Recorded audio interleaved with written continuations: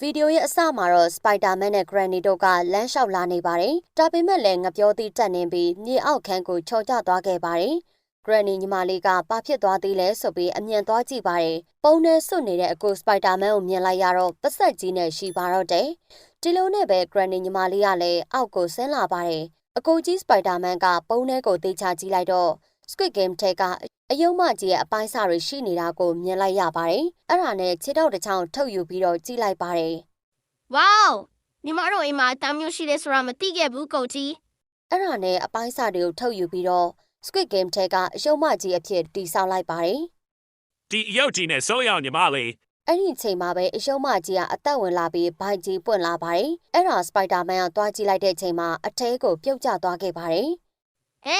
ပါလေဟာမအကူကြီးကိုလွတ်ပြီးအခုလွတ်ပြီး Spider-Man အကိုကြီးကအယုံမကြီးထဲမှာပါအထဲမှာမြင်လိုက်ရတာကအယုံမကြီးကိုထိန်းချုပ်လို့ရတဲ့ခလုတ်တွေပဲဖြစ်ပါတယ်။အဲ့ဒါနဲ့သူ့ညီမလေးကိုနှုတ်ဆက်လိုက်ပါတယ်။ပြီးတော့ပွေ့ချလိုက်ပြီးတော့အိမ်ပေါ်ပြန်တက်သွားပါတယ်။ဒီလိုနဲ့အပေါ်ထက်ကိုပြန်ရောက်လာပါတယ်။အဲ့ဒီချိန်မှာပဲအိမ်ရှိတကားစီကထူးဆန်းတဲ့အတန်နဲ့ကြီးကိုအပြင်ကနေကြားလိုက်ရပါတယ်။နောက်တော့တကားပွင့်လာပြီးကြောက်စရာကောင်းတဲ့စွန်ဘီ Granny တွေဝင်လာတာတွေ့လိုက်ရပါတယ်။ Granny ညီမလေးကတော့အရှမ်းကြောက်လို့အတန်နဲ့ကြီးနဲ့អော်ပါတော့တယ်။ Squid Game အယုံမကြီးကလာနေတဲ့စွန်ဘီတစ်ကောင်ကိုစော်လိုက်ပါတယ်။စွန်ဘီလည်းနှရံနဲ့သွားပြီးတခါတည်းကိုရှော့သွားပါတယ်။အဲ့ဒါနဲ့ Squid Game အယုံမကြီးကလာနေတဲ့စွန်ဘီတွေကိုတိုင်းကွက်တွေနဲ့စော်ပစ်လိုက်ပါတယ်။ကြံနေတဲ့စွန်ဘီတွေကစိတ်တူသွားခဲ့ကြပါတယ်။မင်းတို့ဒီလိုလားတွေ့မယ်လေ။လာခေဆာ No teaching say it sir it ကြိုးစားလိုက်အောင်ဒီလိုနဲ့ထက်ရောက်လာတဲ့စွန်ဘီတွေကိုလည်းစော်ပစ်လိုက်ပါတယ်။စွန်ဘီကောင်းဆောင်ကြီးလည်းပါသွားခဲ့ပါတယ်။ Squid Game အယုံမကြီးနဲ့ Granny ညီမလေးလည်းအပြင်ကိုထွက်လာခဲ့ကြပါတယ်။အဲ့ဒီအချိန်မှာမြင်လိုက်ရတာကအရန်ကိုကြီးမားလာတဲ့အီယာမ Granny စွန်ဘီကြီးပဲဖြစ်ပါတယ်။နာပလိုလောဝမ်လေ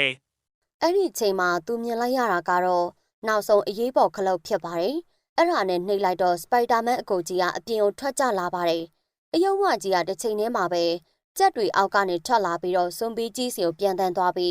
းစွန်ဘီကြီးနဲ့တူတူပေါက်ကွဲသွားခဲ့ပါတယ်။ Spider-Man အကိုကြီးနဲ့ညီမလေး Granny တို့ကတော့ဝမ်းနဲ့နေခဲ့ကြတာပေါ့။အဲ့လိုနဲ့နောက်တစ်နေ့ကိုရောက်လာပါတယ်။ Granny ညီမလေးကအရုပ်ပုံထဲမှာစော့ဖို့အရုပ်တွေရှာနေပါတယ်။နောက်တော့အန်တီရဲ့များလို့ချိတ်ပိတ်ထားတဲ့အယုံမလေးအရုပ်ကိုရှာတွေ့သွားပါတယ်။ Henry ဒီနေ့အရဘာနီကဆိုင်ကမ်လေကွာကိုကြီးတို့ဒီမှာကြည့်မလေးအယုံလေးစော့ဖို့ယူလာတယ်အယုံမလေးကိုမြေပြင်ပေါ်ချလိုက်တော့အယုံမလေးကပိုပြီးကြီးလာပါတယ်။ Granny ညီမလေးကတော့ထွက်ပြေးသွားပါတယ်။အယုံမလေးကနေပြီးတော့အယုံမကြီးအဖြစ်ကိုပြောင်းလဲသွားခဲ့ပါတယ်။ဂျော်ကြီးတို့အဖွဲ့ကတော့ကြောက်ရွံ့နေခဲ့ပါတယ်။အယုံမဘေးကနေပြီးတော့ပန်းရောင်ကောင်းတွေကထွက်လာပါတယ်။မင်းတို့ကောင်းတွေဒီညမှာမနာချင်ဘူးဆိုရင်အဲ့ဒီစီမီယာနဲ့မင်းနေမိဆိုင်ကြည့်ပြီးလာခဲ့ကြ။ဂျော်ကြီးတို့အဖွဲ့နောက်ကိုကြည့်လိုက်တော့စီးမြင်တစ်ခုရှိနေတာကိုမြင်လိုက်ရပါတယ်။ဒီလိုနဲ့ဂျော်ကြီးတို့တွေလည်းစီးနောက်ကိုသွားလိုက်ပါတယ်။အယုံမကြီးကမီစိန်လို့អော်ပြီးလှည့်သွားပါတယ်။ဒီလိုနဲ့ဂျော်ကြီးတို့အဖွဲ့လည်းရှေ့ကိုတက်လာခဲ့ကြပါတယ်။မိနီအတန်ကိုကြားလိုက်တော့အားလုံးရက်လိုက်ပါတယ်။ဒါပေမဲ့မရက်တာကကတုံ Grandpa ဖြစ်ပါတယ်။ဒီလိုနဲ့အယုံမကြီးကလှည့်လာခဲ့ပါတယ်။ Grandpa ကရှေ့ကိုတက်နေတုန်းမှာပဲအဲ့ဒါနဲ့ပန်းရောင်ကောင်ကရောင်စုံတနက်နဲ့ပြောင်နေတဲ့ကောင်ကိုစော်ပစ်လိုက်ပါတယ်။အယုံမကြီးကပြန်ပြီးတော့လှည့်သွားခဲ့ပါတယ်။ဂျော်ကြီးတို့အဖွဲ့လည်းရှေ့ကိုပြေးလာပါတယ်။အယုံမကြီးကမီးနီလို့អော်လိုက်တာကြောင့်ရက်လိုက်ပါတယ်။အယုံမကြီးကပြန်လဲလာပြန်ပါတယ်။ပန်းမန်းအငယ်ကောင်ကနှာခေါင်းထဲပိုးကောင်ဝင်သွားလို့နှာချေလိုက်ပါတယ်။အဲ့ဒီချိန်မှာပဲရောင်စုံတွေမှန်သွားခဲ့ပါတယ်။အယုံမကြီးကပြန်လဲသွားပြန်ပါတယ်။ဒီတစ်ခေါက်မှာတော့ကြံခဲ့တဲ့ဂျော်ကြီးတွေကပန်းတိုင်ကိုဝင်လိုက်ပါတယ်။နောက်တစ်ခန်းကိုရောက်လာတော့ဂျော်ကြီးတို့လက်ထဲမှာတန်ပူးလေးတွေရောက်နေပါတယ်။နောက်တော့ Granny ညီမလေးကိုလည်းတန်ပူးလေးပေးလိုက်ပါတယ်။ဖွင့်ကြည့်လိုက်တော့ကျဲပုံလေးဖြစ်ပါတယ်။ Spider-Man ကတော့ဆက်ဝိုင်းလေးရသွားပါတယ်။လူစိမ်းကောင်ကတော့ပတ်စံအဟောင်းသားဖြစ်နေပါတယ်။ဘာလို့လဲဆိုတော့သူရထားတာကထီကြီးဖြစ်နေလို့ပါ။ Spider-Man ကအပြင်ကိုထွက်ကြလာအောင်မြေပြင်နဲ့ရလိုက်ပါတယ်။ Granny ကတော့သူ့ရဲ့အက်တန်လေးနဲ့တေချာလေးကိုခွာနေပါတယ်။ဟေးငါဘလူးလောဘာမလေးဘာဘီတနေစင်စာစင်စာဒီလိုနဲ့ဒုက္ခရောက်နေတဲ့လူစိမ်းကောင်ကရှာနဲ့ထုတ်ရက်ပါတော့တယ်။ဒါပေမဲ့လည်းမရပါဘူး။ကျွန်တော် show me ပါပန်းရောင်ကောင်ကပေးနာကိုရောက်လာပြီးတော့အားပါပါတစ်ချက်တီးထည့်လိုက်ပါတယ်။လူစိမ်းကောင်လည်းနာလို့အမေတပြီးအိမ်ကိုပြန်ပြေးပါတော့တယ် အထဲမှာတော့ Granny ညီမလေးကကျေပုံလေးဖော်ရင်မှုန့်လေးကွဲသွားပါတယ် Hi, Naro Dobby.